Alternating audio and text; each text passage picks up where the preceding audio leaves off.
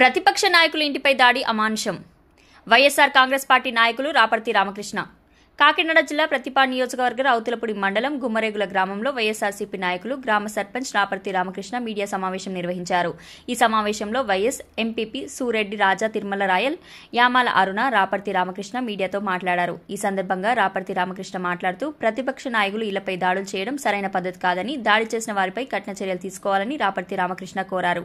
ఈ కార్యక్రమంలో రౌతులపూడి మండల వైఎస్ఆర్సీపీ పార్టీ ఉపాధ్యక్షులు బచ్చల తమ్మయ్య, ముల్గపూడి మాజీ సర్పంచ్ అంకం రెడ్డి సతీష్, కొత్తూరు సర్పంచ్ దాలయ్య దొర మరియు రౌతులపూడి మండల వైఎస్ఆర్సీపీ నాయకులు, కార్యకర్తలు పాల్గొన్నారు.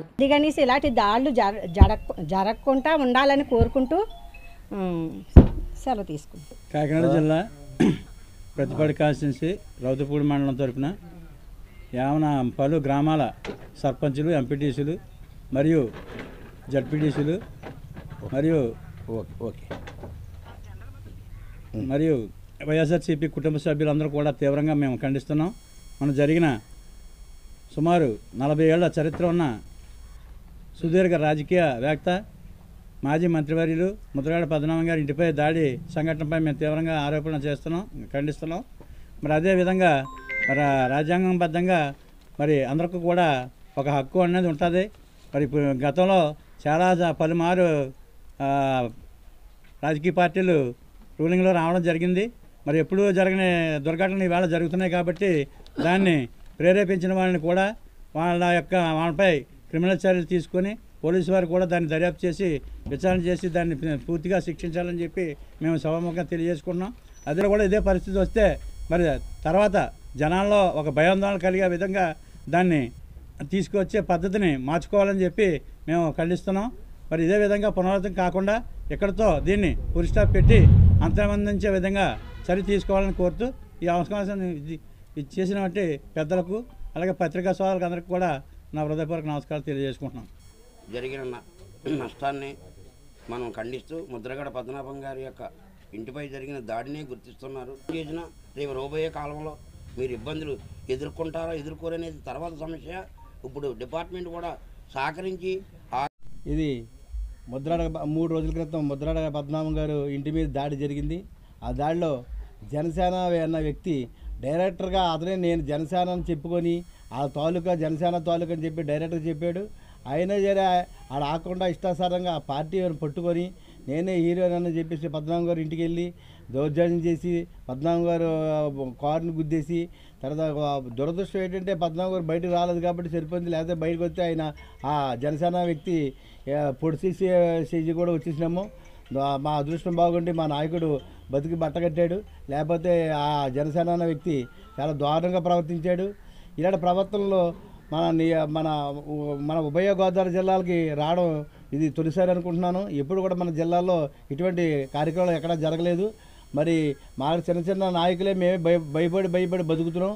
అలాంటి నాయకుడు ఇంటికి వెళ్ళి అలాంటి దౌర్జన్యం చేసేటంటే ఆ జనసేన నాయకుడిని ముందు అరెస్ట్ చేసి మరి మాకు భయం లేకుండా రేపొద్దున మేము కూడా సమాజంలో తిరిగేలాగా రోడ్డు మీద తిరిగేలా ఉండాలంటే మేము అటువంటి వ్యక్తిని అలా జనసేన నాయకుడిన కుర్రోడిని అరెస్ట్ చేసి మాకు న్యాయం చేయాలని కోరుకుంటూ ఇటువంటి ఖండంలో మనకు దురదృష్టకరమైన ఈ కార్యక్రమాలు ఎప్పుడు కూడా జరగలేదు.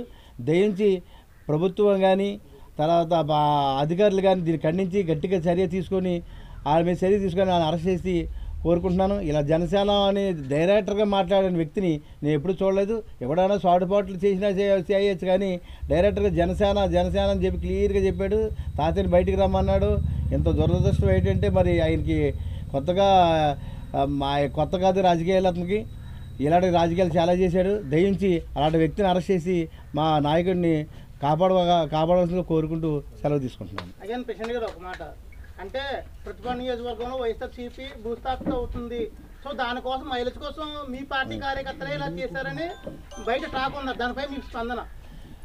ఎవరు వచ్చినా పోయినా పార్టీలో నేనే కాదు, నేను పార్టీ నుంచి విడిపోయినా ప్రజలు ఓటైనకి సిద్ధంగా ఉన్నారు. ఇది గ్రహించండి.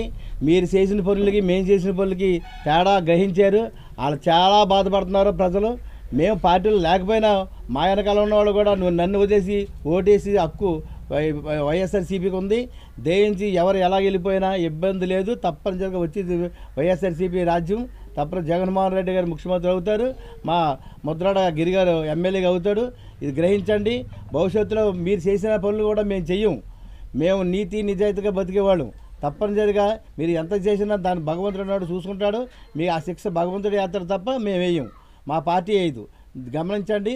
భవిష్యత్తులో మంచి ఇలాంటి తప్పుడు పనులు, తప్పుడు రాజకీయాలు చేయకండి. ఏ రోజైనా చేసినా అది మేము అనుసుకుంటాం తప్ప మళ్ళీ రివర్స్ కూడా తీసుకోలే, మేము తీసుకోం. మీరు దయించి భగవంతుడు నాడు చూస్తాడు, ఆ శిక్ష మాకు దేవుడే వేస్తాడు.